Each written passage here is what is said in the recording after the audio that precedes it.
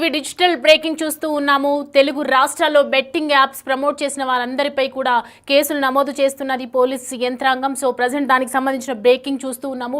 Betting app వ్యవహారం అనేది తెలుగు రాష్ట్రాల్లో ఎంత సంచలనంగా మారిందో మనందరికీ తెలిసిన విషయమే. తెలంగాణ పోలీసులు బెట్టింగ్ యాప్స్ ప్రమోటర్స్ పై గత కొద్ది రోజుల నుంచి ఉక్కుపాదం మోపుతూనే ఉన్నారు.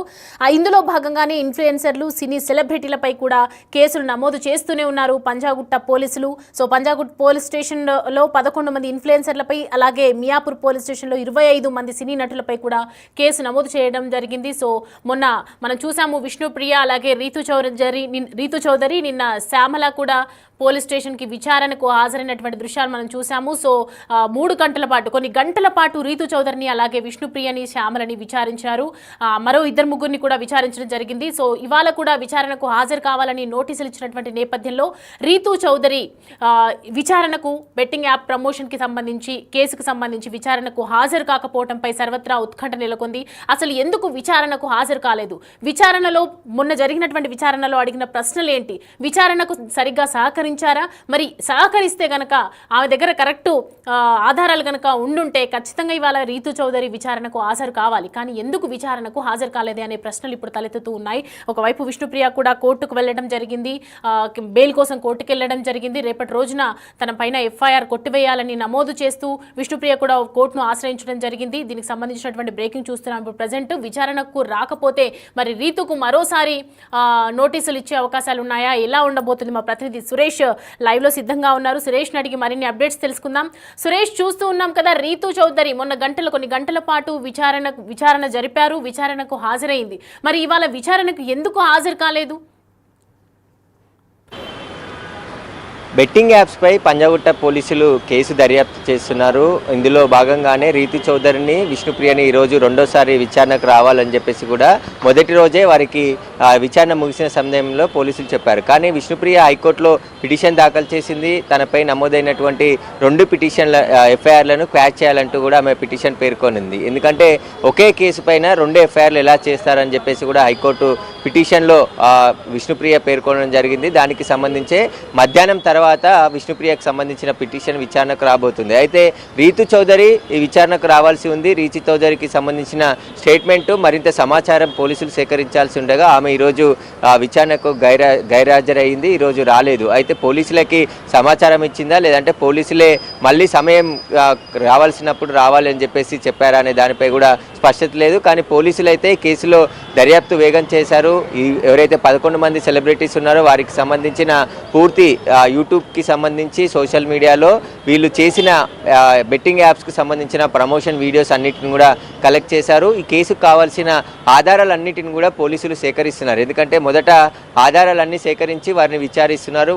వాటికి సంబంధించిన వీడియోలను, ఎందుకు బెట్టింగ్ యాప్స్కి ప్రమోషన్ చేశారు, ఏ సంస్థకు మీరు ప్రమోషన్ చేయడం జరిగింది, మీరు అక్కడి నుంచి ఎన్ని డబ్బులు తీసుకున్నారు, వాటి ద్వారా మీకు ఎంత లాభం చేకూరింది అనే దానిపై కూడా పోలీసులు దృష్టి పెట్టడం జరిగింది. ఇక ఎవరైతే బెట్టింగ్ యాప్స్ కంపెనీ నిర్వాహకులు ఉంటారో వారికి సైతం నోటీసులు ఇచ్చే యోచనలో పోలీసులు ఉన్నారు. ఇప్పటికే మియాపూర్లో కూడా వారిపైన కేసులు నమోదు కావడం జరిగింది. ఇప్పుడు పంజాగుట్ట నమోదైన కేసులో కూడా బెట్టింగ్ యాప్స్కి సంబంధించిన కంపెనీల వివరాలను కూడా పోలీసులు ఆరా తీస్తున్నారు. వారు తెలంగాణలో బెట్టింగ్ యాప్స్ నిషేధం ఉన్నప్పటికీ కూడా ఏ విధంగా ఇక్కడ బెట్టింగ్ యాప్స్ నిర్వహించారనే దానిపైన పోలీసులు ఆరా తీస్తున్నారు.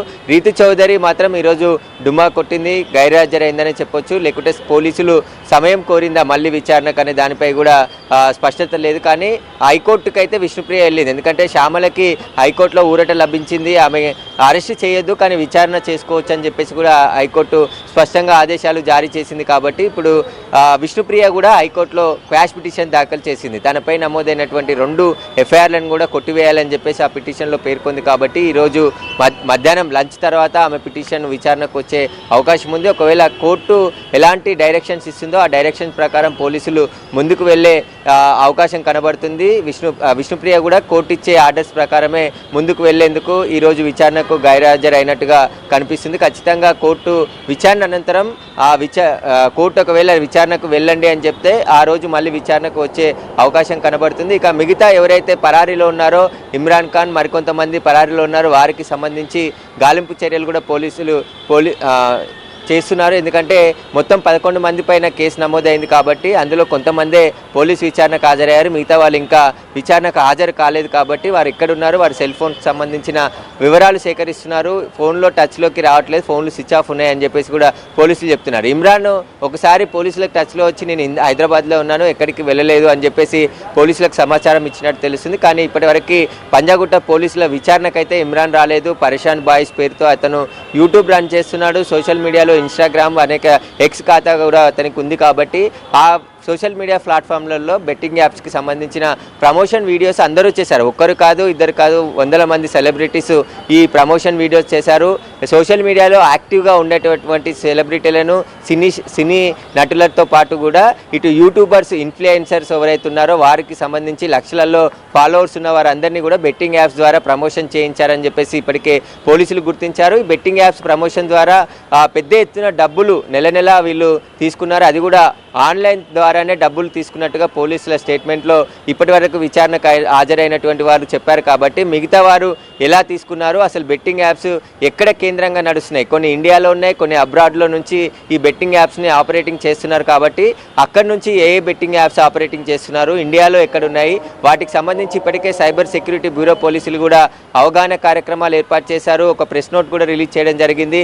ఎవరు కూడా బెట్టింగ్ ఊబిలోకి చిక్కుకోవద్దు, బెట్టింగ్ అనేది ఇల్లీగల్. తెలంగాణలో ఇప్పటికే 108 బెట్టింగ్ యాప్స్కి సంబంధించిన అప్లికేషన్స్ని గూగుల్ నుంచి డిలీట్ చేయించాము. ఇంకా ఏమైనా ఉంటే వాటికి సంబంధించి గవర్నమెంట్ ఆఫ్ ఇండియాతో మాట్లాడుతూ ఒక జియో ఫెన్సింగ్ సిస్టమ్ని ఏర్పాటు చేసి తెలంగాణలో ఎలాంటి బెట్టింగ్ యాప్స్ ఓపెన్ కాకుండా చర్యలు తీసుకుంటున్నామని చెప్పేసి కూడా సైబర్ సెక్యూరిటీ బ్యూరో డీజీ శిఖా గోయల్ కూడా చెప్పడం జరిగింది. కాబట్టి అన్ని కోణాల్లో ఈ బెట్టింగ్ యాప్స్కి సంబంధించిన దర్యాప్తు తెలంగాణ పోలీసులు చేస్తున్నారు. బెట్టింగ్ యాప్స్కి ఇంకా మీద ఎలాంటి యువకులు బలి కావద్దని చెప్పేసి ఉద్దేశంతో ఎవరైనా బెట్టింగ్ యాప్లో నష్టపోయి ఉంటే నేరుగా పోలీస్ స్టేషన్లో వచ్చి ఫిర్యాదు చేయాలని చెప్పేసి కూడా పోలీసులు చెప్తున్నారు. ఈ బెట్టింగ్ యాప్స్ని ఎవరు కూడా నమ్మొద్దు, అందులో డబ్బులు వస్తాయని చెప్పి ఆశతో వెళ్తే ఖచ్చితంగా మోసపోయే అవకాశాలు ఎక్కువగా ఉన్నాయి. కాబట్టి ఎవరు కూడా బెట్టింగ్ యాప్స్లో పాల్గొని బెట్టింగ్ యాప్స్లో డబ్బులు నష్టపోవద్దని చెప్పేసి పోలీసులు చెప్తున్నారు. ఒకవైపు అలాంటి సూచనలు చేస్తూనే మరోవైపు కేసులకు సంబంధించి దర్యాప్తు కొనసాగుతుంది. తెలంగాణ వ్యాప్తంగా నమోదైనటువంటి కేసుల ఆధారంగా పోలీసులు దర్యాప్తు చేస్తున్నారు. ఏ పోలీస్ స్టేషన్లో నమోదయ్యో ఆ పోలీస్ స్టేషన్లో విచారణ కొనసాగుతుంది. ఇప్పుడు Panjagutta police station, Miyapur police స్టేషన్లో కూడా ఈ బెట్టింగ్ యాప్స్కు సంబంధించి విచారణ కొనసాగుతుంది. ఇక మియాపూర్లో పోలీస్ స్టేషన్లో నమోదైన ఎఫ్ఐఆర్ కాపీలో బెట్టింగ్ యాప్స్ కంపెనీ యజమానులపైన కూడా కేసు నమోదు చేసి వారికి కూడా నోటీసులు ఇచ్చి విచారణకు పిలుస్తామని చెప్పేసి పోలీసులు చెప్తున్నారు.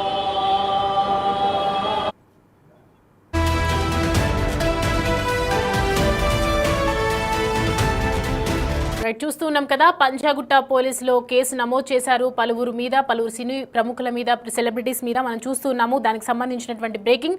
పంజాగుట్ట పోలీస్ స్టేషన్లో ఏదైతే కేసు నమోదు చేశారో, ఏదైతే విచారణకు రమ్మని పిలిచినప్పటికీ కూడా గురువారం రోజున రీతు చౌదరిని అలాగే విష్ణుప్రియని కొన్ని గంటల పాటు విచారించిన నేపథ్యంలో ఇవాళ మరి విచారణకు ఎందుకు హాజరు కాలేదు అనే విషయాన్ని ఎక్కువగా తీసుకోవాల్సిన విషయం అనే అంశం అని చెప్పొచ్చు. బెట్టింగ్ యాప్స్ ప్రమోషన్ వ్యవహారంపై ఒకవైపు యాంకర్ విష్ణుప్రియ కూడా తెలంగాణ హైకోర్టును ఆశ్రయించారు.